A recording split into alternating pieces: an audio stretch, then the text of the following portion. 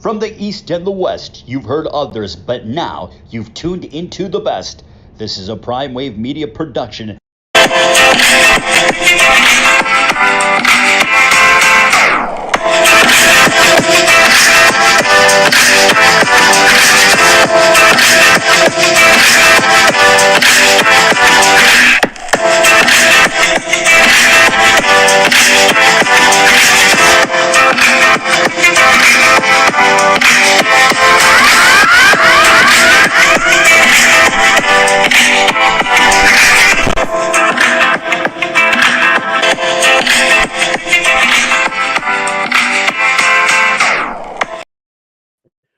What's up, world? It's the one and only Pop DBICB Primetime Capper. I'm feeling good. I'm feeling great. I hope you are feeling the same. It is time for the premier sports betting show, the Primetime Angles.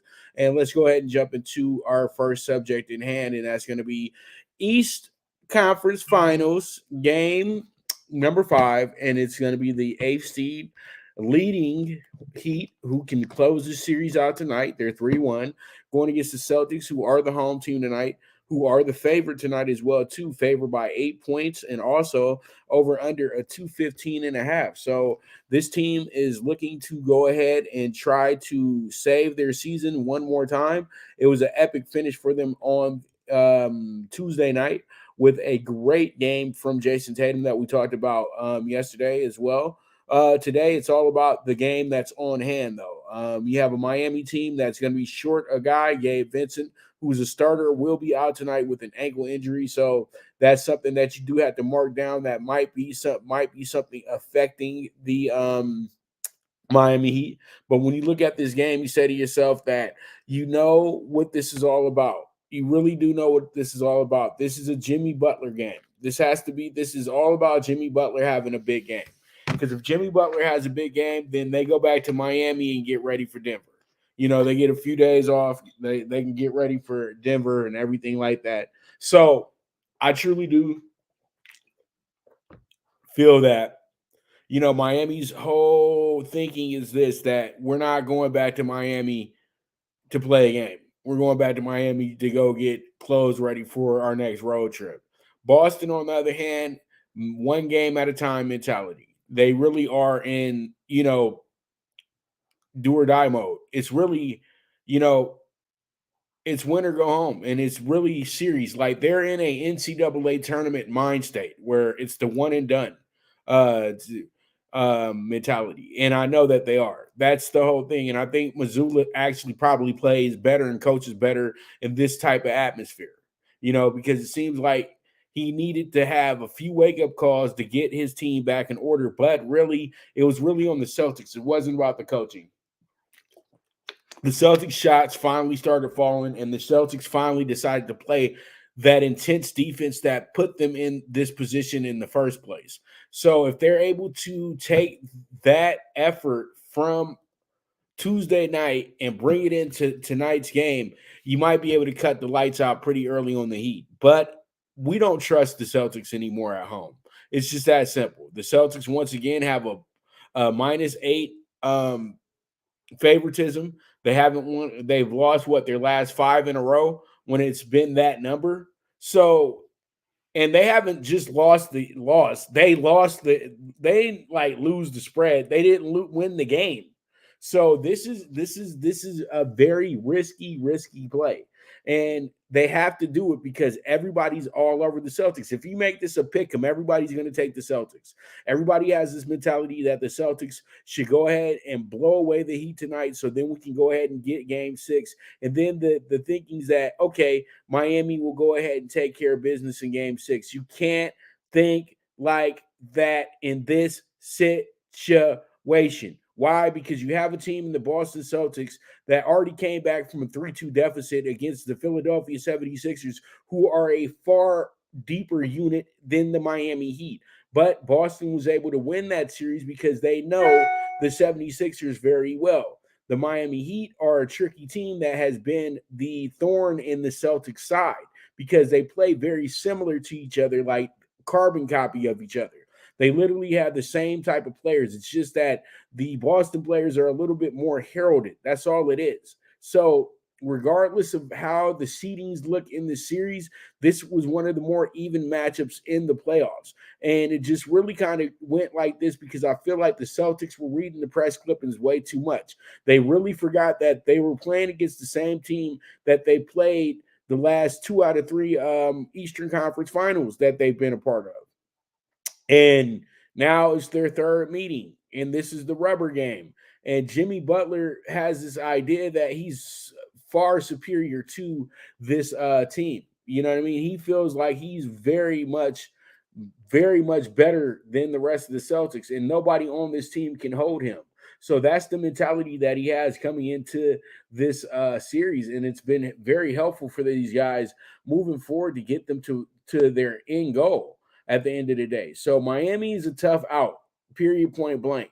But this will be probably the most important Celtics game of the Jaylen Brown and Jason Tatum era. A lot of people have to understand they lose tonight. This might be their final game together because Jaylen Brown, I told you guys a few weeks back, is very adamant about leaving Boston, okay, behind closed doors. So they're trying to make sure that they roll and try to get these good times going and finish the mission and finish the job.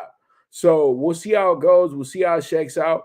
But tonight, I think that the over will be a great play. And I said to myself, it's risky business dealing with the Celtics tonight. I'm not saying that they lose the game or anything like that, but the Celtics are the bigger risk, in my opinion, than the Heat, because the Heat really don't have anything to lose.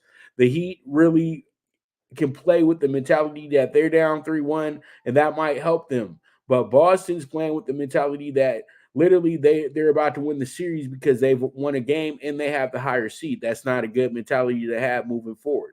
So let's go ahead and move on to our next topic, and we're going to keep it in basketball, but let's talk about the Nuggets sitting in the favorites role.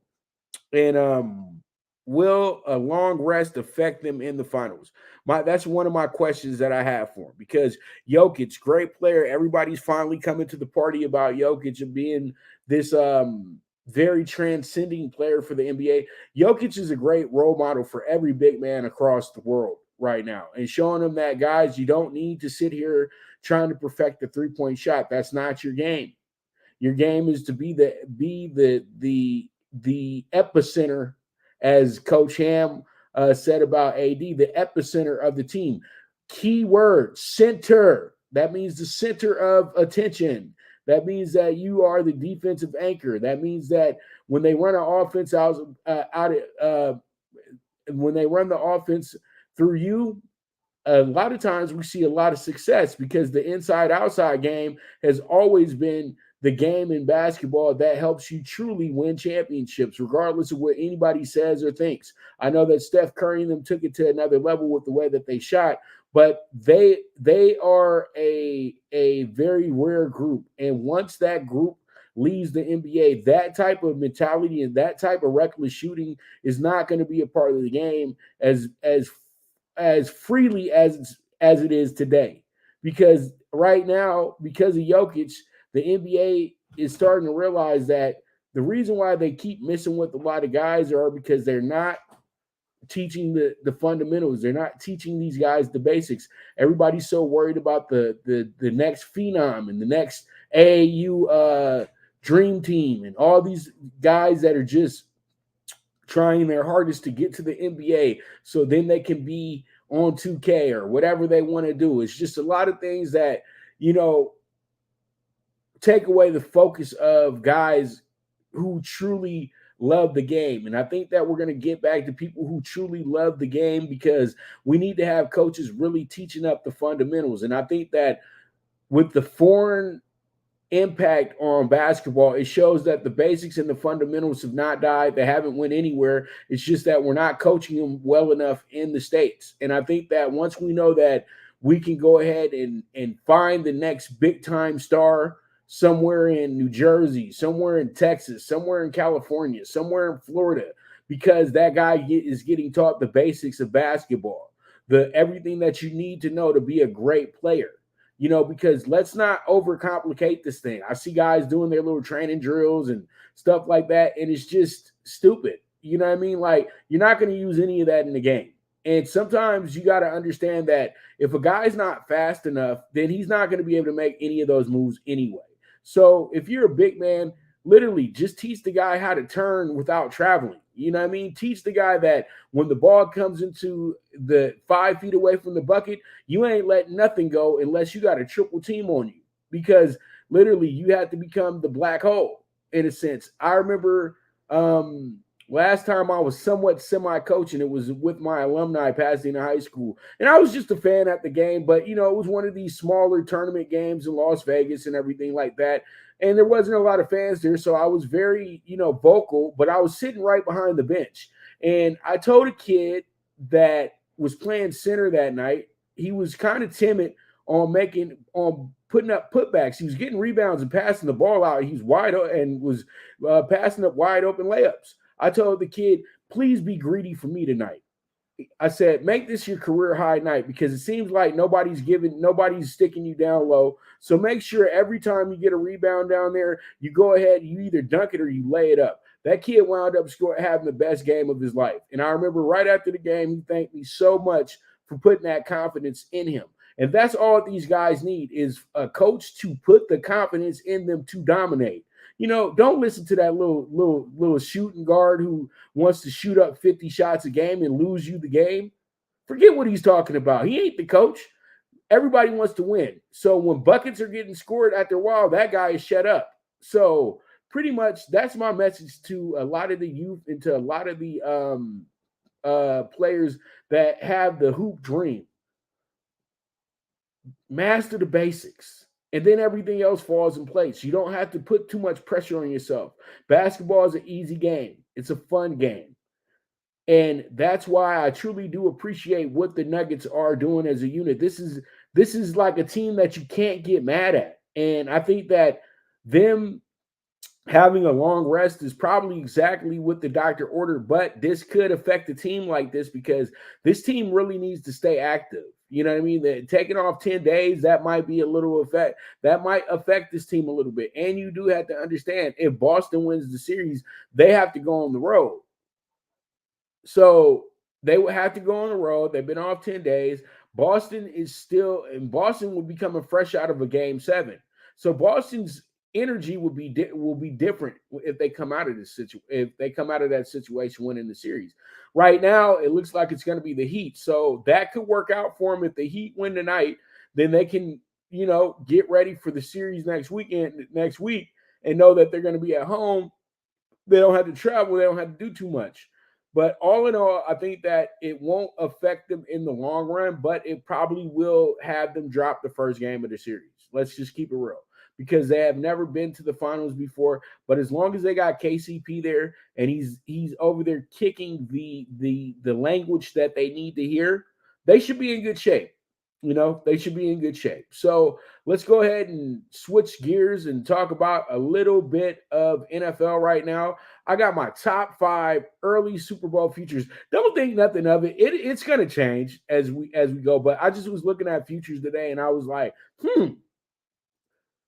what five teams right now present the best value at this point before they start nitpicking, before there's roster moves made and all that stuff that really kind of plays a part into how these odds are actually placed and everything like that. So let's go ahead and check out my group that I have for you guys. I have the Cowboys at 14-1. I know the Cowboys is like, okay, Pop, you do this every year. You always throw the Cowboys in the Super Bowl futures.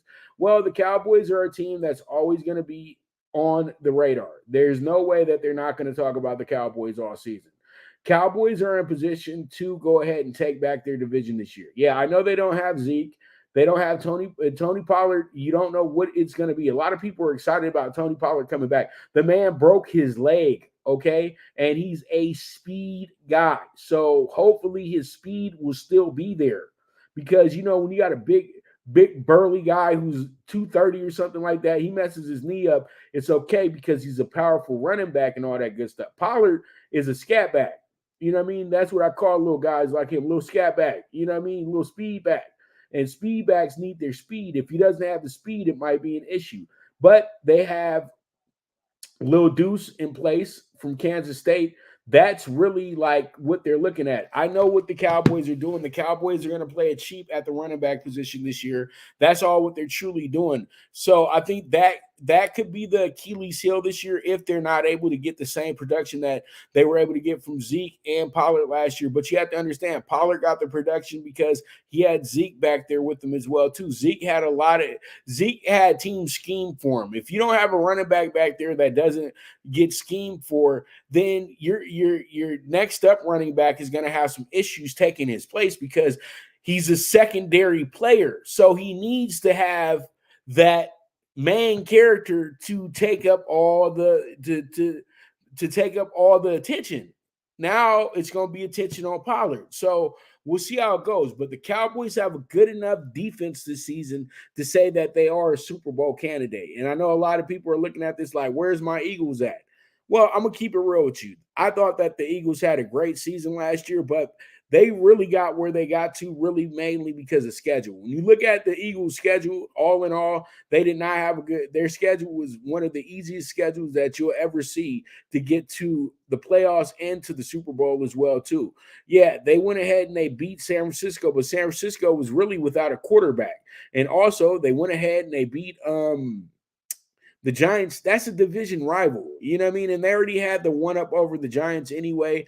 Giants came in there with the cocky attitude and got absolutely smashed. So pretty much I think that the Cowboys go back to their rightful position as the leaders of the clubhouse in the NFC East this year. So that's why I have them at 14-1. And I think that they probably have the best opportunity out of anybody in that division to make it to the Super Bowl and win the Super Bowl this year as well. Yes, we know that Jalen Hurts got paid, and everybody thinks that you're going to be upgraded once a guy gets paid. Usually you regress when a guy gets paid. I know Jalen said it's not about the money, it's about championships, but everybody says these type of things right after the fact. We will see. We will see. He's a great player, but we will see if it's real. You know what I mean? Now you got the money. Now you got things that they told you were never going to get in the NFL. They said he was going to be a forever backup. Now he's a starter on a team that has big expectations.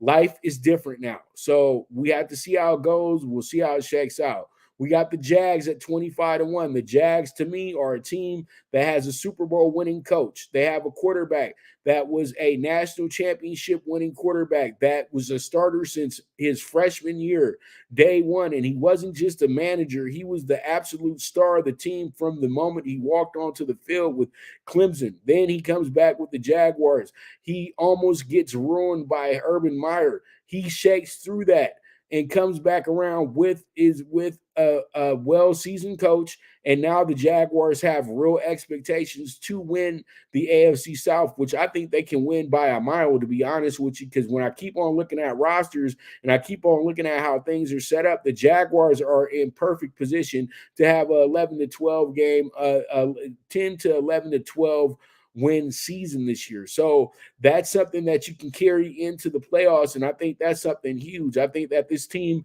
with the fact that they have a winner in Trevor Lawrence, and then you're bringing in Calvin Riley, another winner, a guy who won a national championship, Travis Etienne, these guys have a championship mentality. And if you can get that defense to play up to the same skill level that they were at last year in some of their best games, if they can give them that 70 to 75% of this season, 80% of this season, there's a great chance that the Jaguars could be holding up their first Lombardi trophy. And also, you know, we had a guy that was supposed to be able to predict the future, and literally he had predicted, like, I think 7 Super Bowl winners in a row. And he said that the Jaguars would be the Super Bowl winner this year because, you know, the Jaguars have now ascended into the position to being a team, a watchable team. And it showed last year when they came back 27-0 against the Chargers that, hey, this team is exciting. They got an exciting quarterback. And yes, he's one of those guys. You know what I mean? So we'll see how it goes. We'll see how it checks out. Now, I know this looks crazy, but the Vikings are 50-1. Kirk Cousins is seen as one of the better passers in the league. He's top 10. Let's keep it real. He didn't have the greatest fantasy numbers last year, but he's still a top 10 quarterback when it comes to guys you can throw out there on the field and trust. And I think with the fact that they have Jordan Addison from USC right now, and then you add in Justin Jefferson as well too. It looks like they're having a little bit of issues with Dalvin Cook, because it looks like they're trying to move Dalvin Cook because they are kind of in bed with the contract that is kind of risky, because the guy is always play away from getting hurt. But if he's able to stick around this year, and you have those two wide receivers out there, then you add in Hawkinson as well too.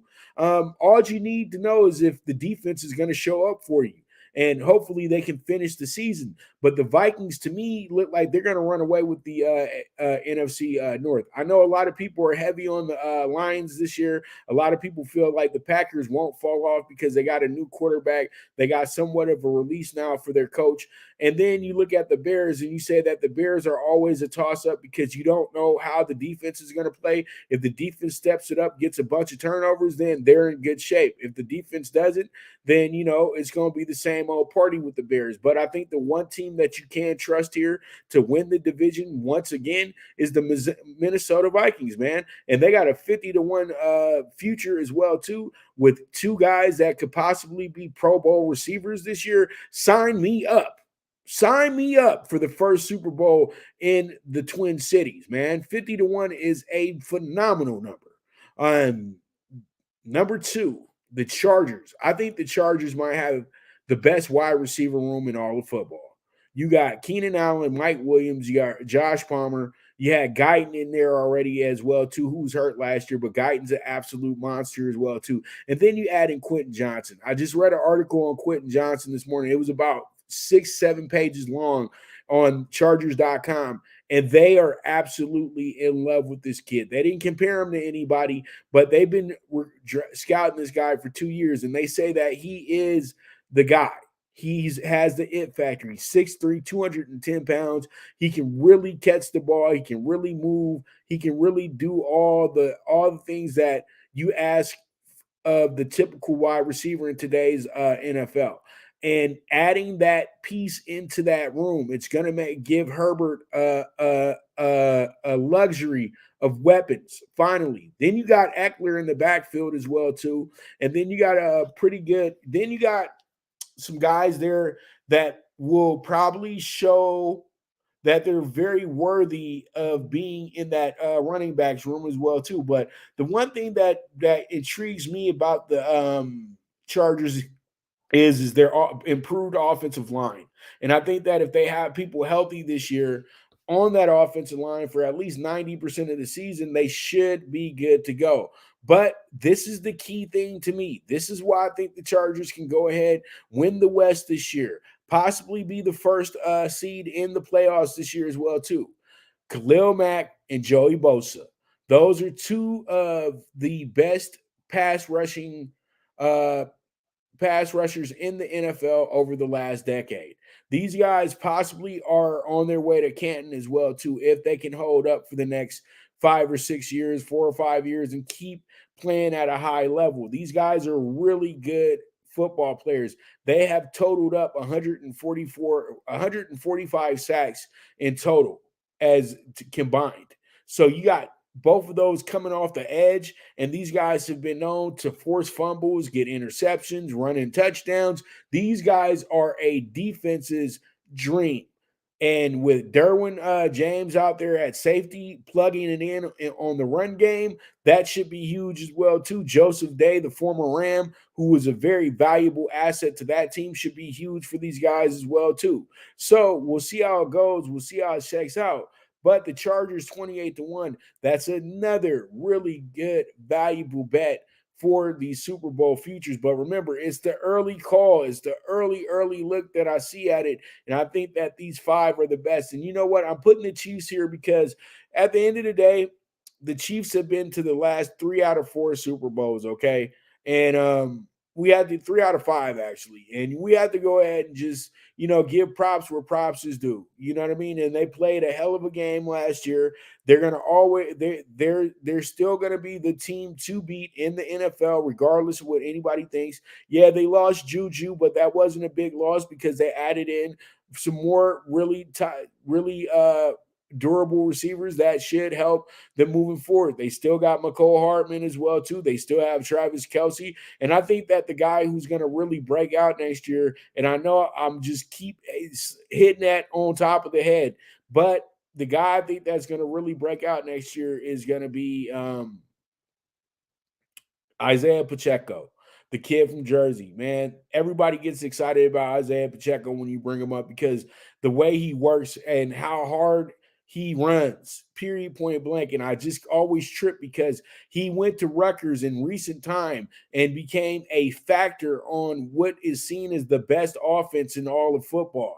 So that's a big compliment to him, and that's a big compliment to Coach Shiano as well, too. So 6-1. Beautiful number for a team that won the Super Bowl last year. That's the right number for a team that won the Super Bowl last year, but it will lower as the season goes because they'll probably trade for somebody who's very significant or probably pick up somebody who's very significant as well too. So with that, we'll go ahead and we move forward to our next topic in hand, and that's going to be the Raiders. And, we're not going to be too long with this one. Will the Raiders move DaVante Adams before season after recent comments about direction of the team? I think that it's very clear that he's on the way out. I know that they're going to say that they want to keep him. They want to do this, that, and the third. But as we get closer and closer to the season, DaVante will probably show how frustrated he truly is with this team. He didn't really appreciate the way that they did his best friend, Derek Carr. He came to Vegas with the idea that he was going to be able to play with Derek Carr for the next 5-6 years because he thought that that situation was fluid, it was good, and he got paid. But if he knew that his boy wasn't going to be there, he would have figured out ways to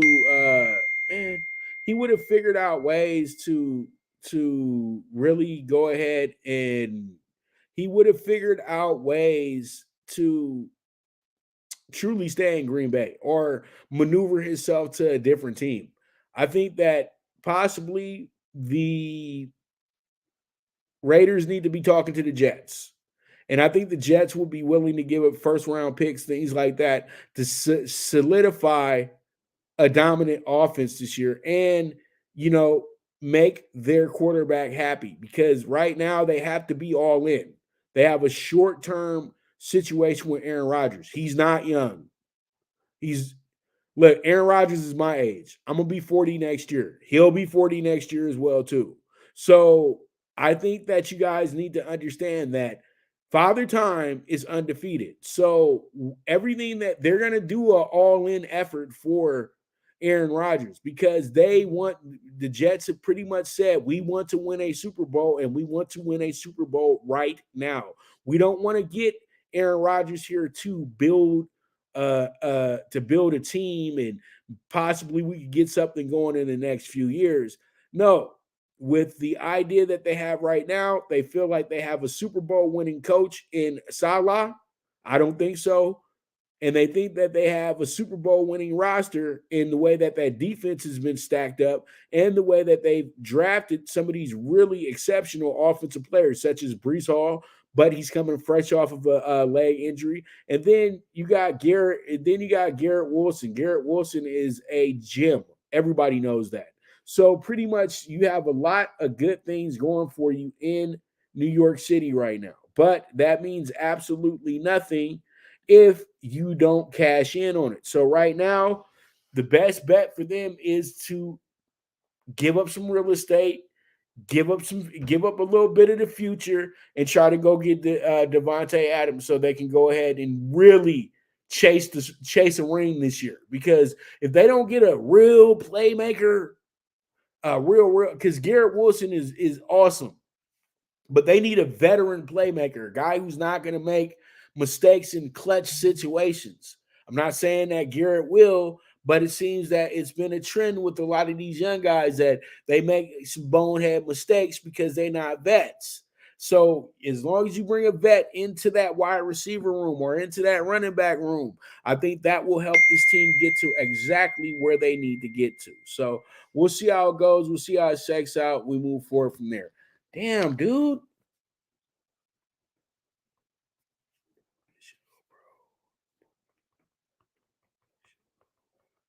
All right, so pretty much that's what we have for that. And we're going to go ahead and take a quick commercial break. And when I get back, we'll talk some baseball. We got a bunch of baseball to talk about. So you guys stay tuned. This is the Premier Sports Betting Show, the Primetime Angles with the one and only Pop DiBiase, the Primetime Capper. Good News Only Racing Club, led by the legendary Doug O'Neill, the trainer of 2 Kentucky Derby winners and I'll Have Another and Nyquist. Also trained 2-time Breeders' Cup champ Golden Sense, who are just a part of a long list of thoroughbred champions trained by Doug O'Neill. The Good News Only Racing Club has a young core of horses to look out for in Dennis's Celery, Irish Heatwave, and Notre Dame, just to name a few. Win the day every day with the Good News Only Racing Club, a proud sponsor of the NFL Bet Exchange. From the East and the West, you've heard others, but now you've tuned into the best. This is a Prime Wave Media production.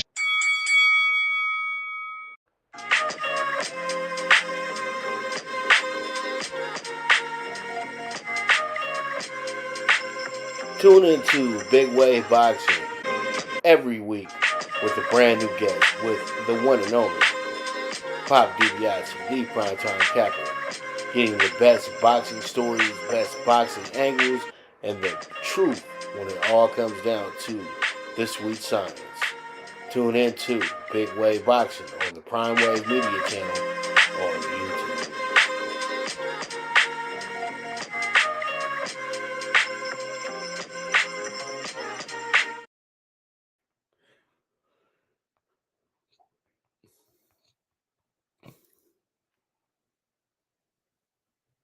All right, so here we are. Let's go ahead and jump back into it. Let's talk Dodgers and Dodgers. The Dodgers looking pretty good. The Dodgers won 2 out of 3 in their last series as well, too. Just looking at things with the Blue Crew, they have themselves a very, very difficult series coming up this weekend against the Rays, the best team in the best record in the American League right now. I don't know if they're the best team yet, but they have the best record in the American League. Dodgers, best record in the National League. What's new? That's been like the last 5 years. You know what I mean? Like, what's really new? Let's keep it real. What's new? Dodgers in first place in the National League. What's new? You know, the Dodgers are really over this point of being the best in the West and being the top team in the NL. The Dodgers want to start delivering championships. It's that simple.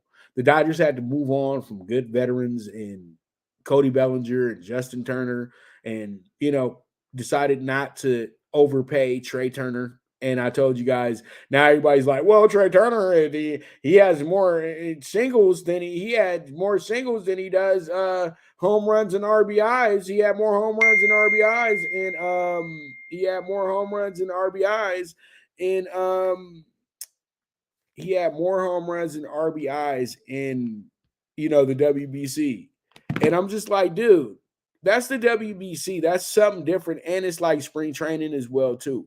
I told you why the Dodgers would never spend $300 million on a guy who's just going to hit singles and doubles. You know what I mean? You don't overpay for that. You pay a guy who's hitting 40 home runs a season, batting .355 a year, getting 100 RBIs a season, OPS 600. You don't just go get you don't just sign a guy who's going to give you a bunch of flare hits. And then, you can't deliver shit at the end of the day. Yeah, you got a lot of runs and everything like that. But the Dodgers are a unit. The Dodgers are a machine. So why overpay for somebody where you help their stats get better? He had his best stats ever as a Dodger. So he wanted to run back east and play for the Phillies, a team that overpays for everybody and doesn't go get pitching. And now they're stuck in a position where they're fighting to not be in last place. So, hey, it is what it is at the end of the day. Now you guys see that the Dodgers know how to play this money game a little bit better than the rest of the MLB. And that's why they're sitting pretty right now. And everybody else is like, well, what to do? So the Dodgers got a good one. They're going against the team that Friedman had originally created. And pretty much this is gonna be this is gonna be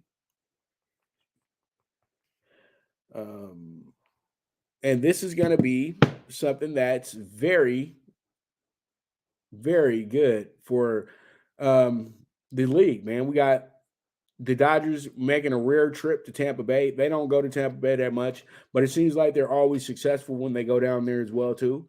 Dodgers love being in the state of Florida. You know that Dodgers used to be in Vero Beach, so they'll have some fans in attendance because they still got the Vero Beach people that love the Dodgers to death. Like I know the Dodgers left like 10, 15 years ago, but still they still got a real stance on that town.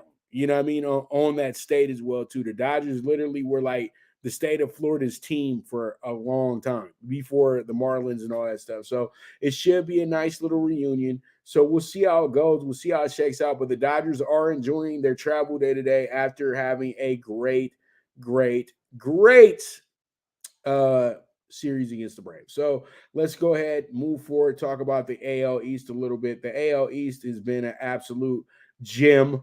And I think that the AL East is just a very, very good division. When you look at the records right now, you have a now is 37-15 team in the Rays, you know.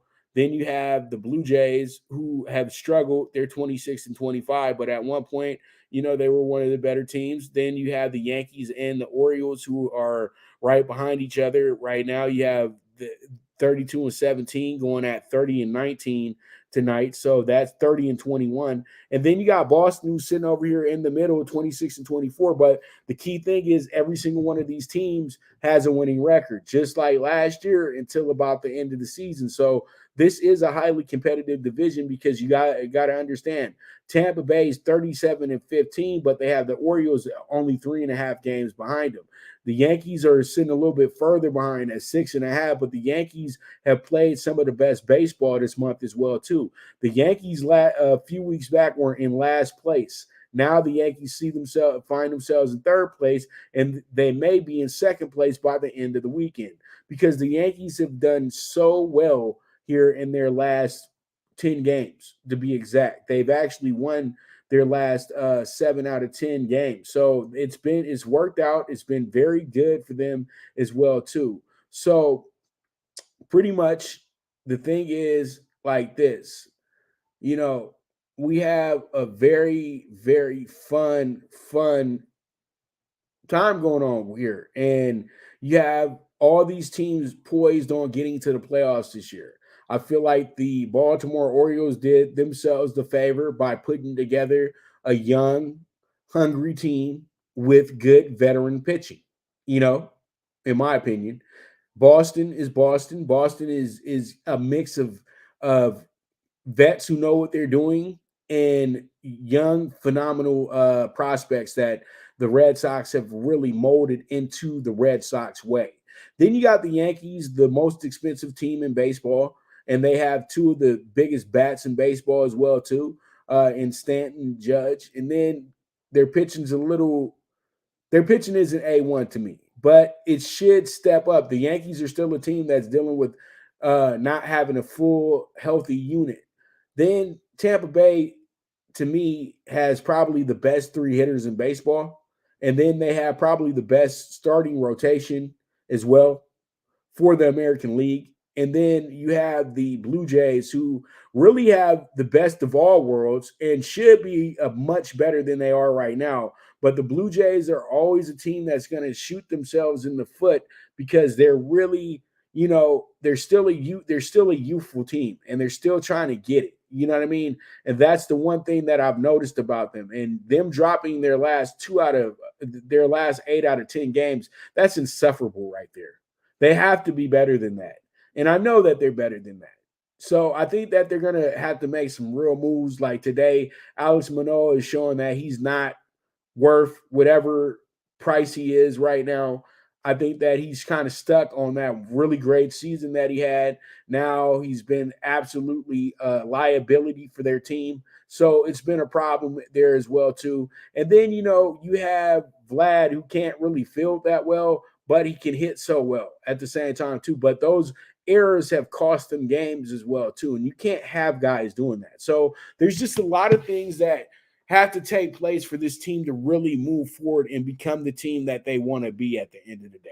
So pretty much with that, the AL East could lead the rest of the MLB right now, or at least the rest of the AL right now if they wanted to. Everybody has the records to show that they could be in the mix if they wanted to be. So let's see how it goes. Let's see how it shakes out. Will the Rays hold on to the lead? Will the Yankees catch them? Will Baltimore go ahead and double down on my playoff prediction for them and go ahead and just win the East outright? Will Boston go on a big run? And will the Blue Jays figure out how talented they truly are? We will see how it goes. We will see how it shakes out.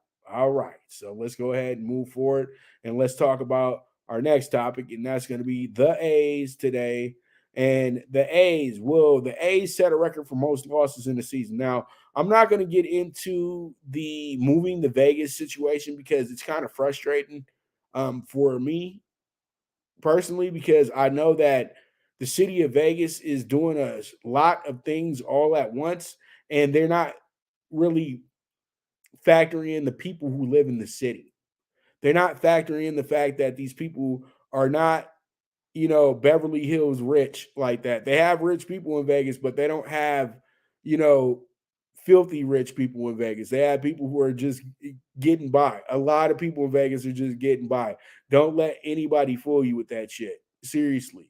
And you're trying to bring in this sorry ass baseball team that really would hinder and take money away from things that you really need to be putting your money towards. But I know everybody thinks that sports is so important to everybody, so important to every city and every infrastructure.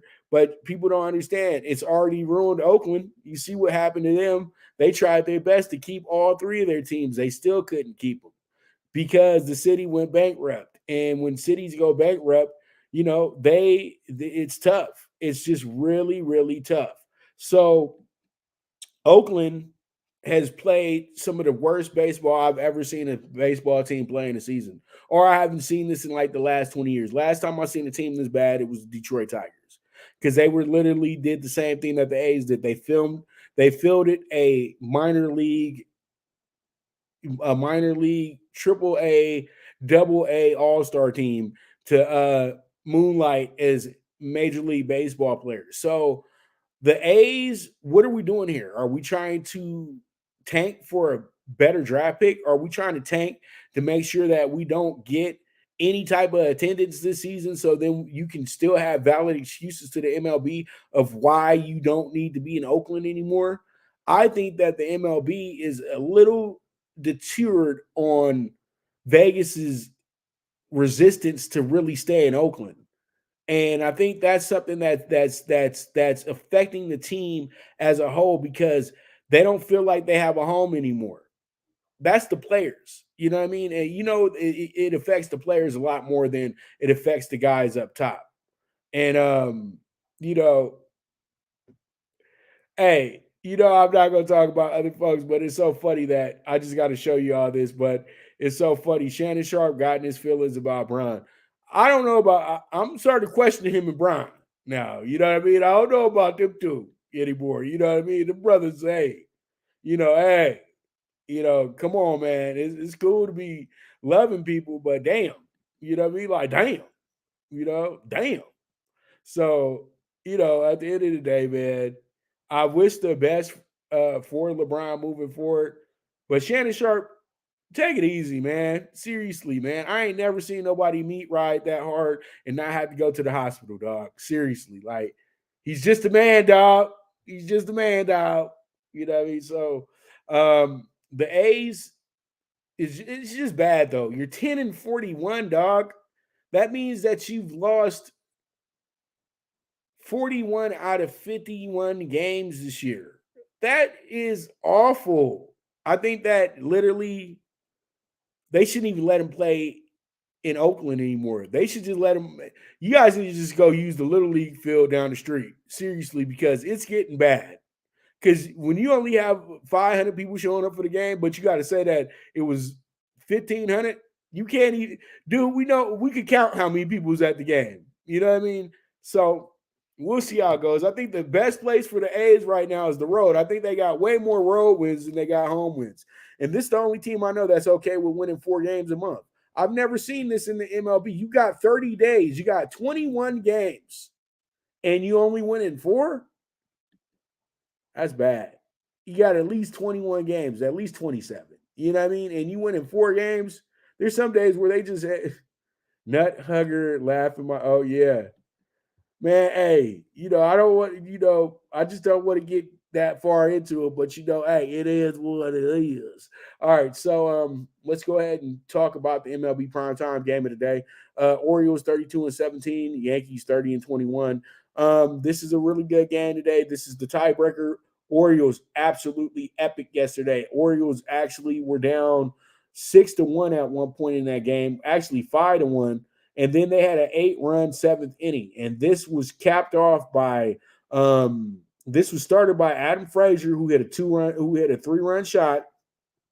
And then it was capped off by Austin Hayes, who hit a single to center field and was able to get in Santander. After they got done with that, they were up 8-5. So that's what got them this win. They were able to stay this course and get themselves right where they needed to be. The Yankees, that was a big blow. That was a big blow to the Yankees because you had Cortez pitch so well, and then Cortez literally threw away the game. Literally, with Cortez giving up that 3-run shot, it just was a absolute avalanche after that. So, pretty much today, this is the rubber match for this game, and this is a very, very intriguing matchup. So I think today, when you look at it in the gist of things, you have Kyle Gibson, who's probably been the most consistent pitcher on the mound for the Orioles. He won his last start as well, too. He only gave up 1 run as well against the Blue Jays, and he struck out 5. So he's been good. He's been the guy to me. That's the guy you can trust in this group. All those years of playing in Minnesota and being one of their top pitchers, that helped him out. And then, Texas and Philadelphia were good stops as well, too. So he's able to bring that veteran experience into this dugout, and it's been helpful for the rest of the pitching staff. I know, I can tell. So pretty much today with this one, I feel like what we do here is we take the spread, not the spread, but we take the scoreboard. Clark Smith is a guy who I think is getting it. He's coming into his own. And I think that everybody's going to try to play the over. So I like the under 9 here in this spot. So we'll see how it goes. We'll see how it shakes out. We move forward from there. And so with that, we're going to go ahead and take another commercial break. And when I get back, we're going to go ahead and get into talking tickets. So you guys stay tuned.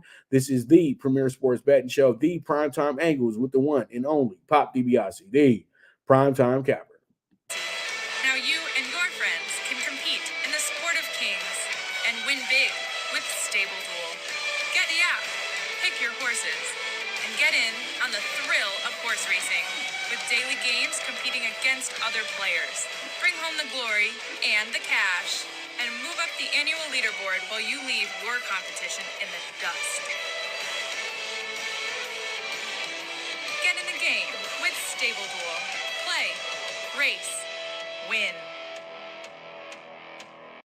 Good News Only Racing Club, led by the legendary Doug O'Neill, the trainer of 2 Kentucky Derby winners, and I'll have another in Nyquist. Also trained 2-time Breeders' Cup champ Golden Sense, who are just a part of a long list of thoroughbred champions trained by Doug O'Neill. The Good News Only Racing Club has a young core of horses to look out for in Dennis's Celery, Irish Heatwave, and Notre Dame, just to name a few. Win the day every day with the Good News Only Racing Club, a proud sponsor of the NFL Bet Exchange. All right. Well, here we are. So pretty much there it is. Let's go ahead and get into talking tickets. And pretty much, man,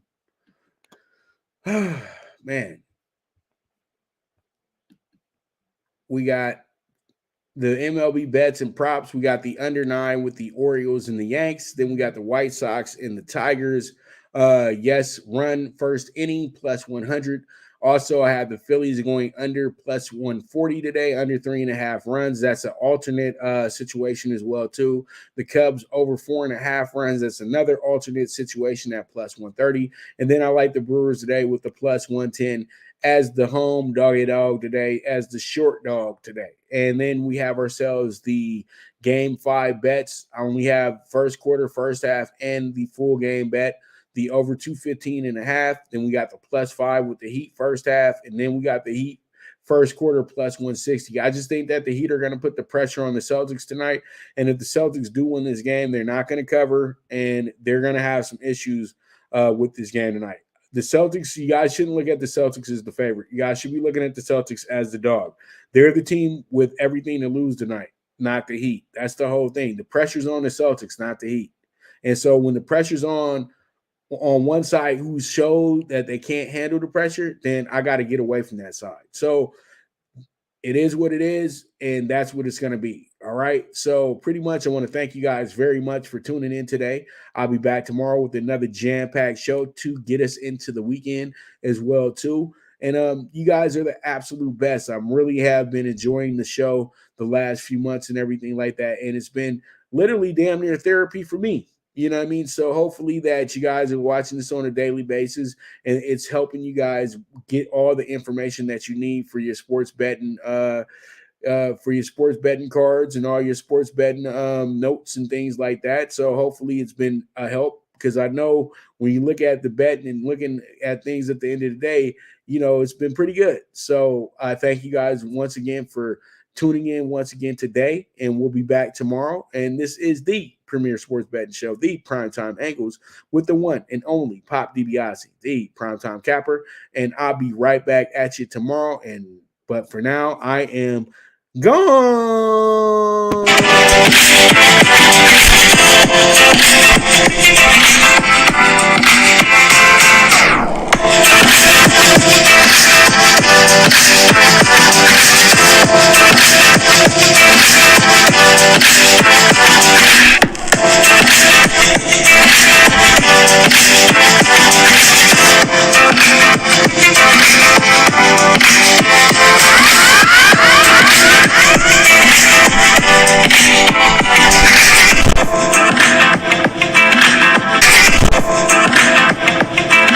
From the East and the West, you've heard others, but now you've tuned into the best. This is a Prime Wave Media production.